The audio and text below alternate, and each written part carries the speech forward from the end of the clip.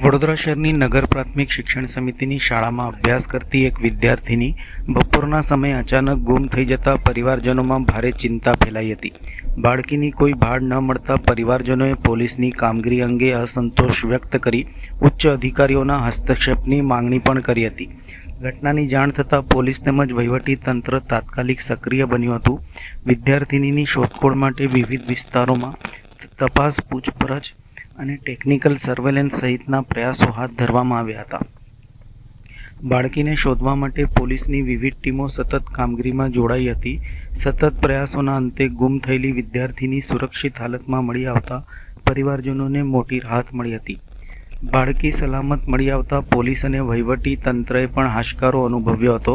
સમગ્ર ઘટનાના પગલે શહેરમાં થોડા સમય માટે ચિંતાનું વાતાવરણ સર્જાયું હતું, પરંતુ અંતે વિદ્યાર્થીની સુરક્ષિત મળી આવતા સૌએ રાહતનો શ્વાસ લીધો હતો.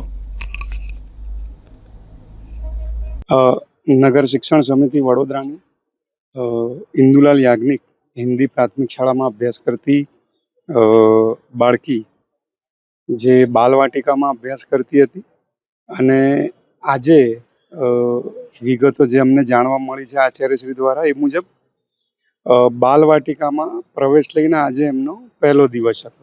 એટલે શાળાએ મૂકવા એમના વાલી આવેલા, પણ શાળાએથી ઘરે જવા માટે ટ્રાન્સપોર્ટની સુવિધા જે કરેલ હતી એ બસમાં જવા માટે અહીંથી શિક્ષકોએ બેસાડી.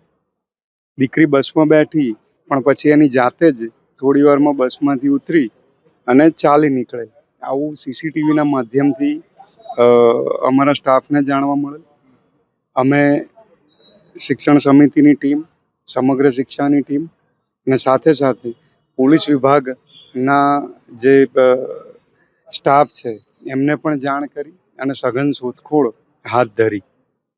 આ દરમિયાન દીકરીના ફોટા પણ શિક્ષકોના જે ગ્રુપ છે વિદ્યાર્થીઓના વાલીઓના એમાં તરત મોકલવામાં આવેલ અને અહીંયા જે દીકરી સીસીટીવીના આધારે અમને ખ્યાલ આવ્યો સ્ટાફને કે ભાઈ જે તરફ ચાલી નીકળી હતી એ તરફ શોધખોળ કરતા અને આ ફોટાના માધ્યમથી કેટલાક બાળકોને એ છોકરી દેખાયેલ અને એમને તરત જ શિક્ષકોનો સંપર્ક કર્યો બાળકી મળી આવતા અને તરત અહીંયા સુપ્રત કરેલ.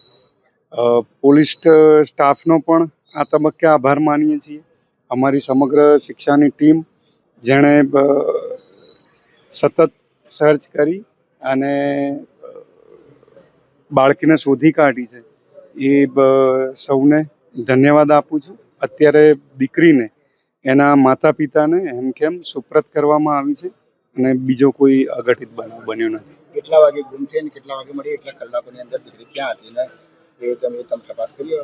જી, સૌ પ્રથમ જે સીસીટીવીના આધારે અમારા જે વિગતો અમને મળે છે એ પ્રમાણે બસના જે લોકેશન હતા, ડ્રોપ પોઈન્ટ્સ, ત્યાં અમે જોયું અને પછી જ્યારે ખ્યાલ આવ્યો કે એક બસમાંથી નહીં પણ બસમાંથી જાતે જ ઉતરી અને અન્ય દિશામાં ચાલી નીકળી છે અને ઘરે નથી પહોંચી, એની જાણ 2:30 વાગે અમારા આચાર્યશ્રીને એના વાલી દ્વારા થઈ.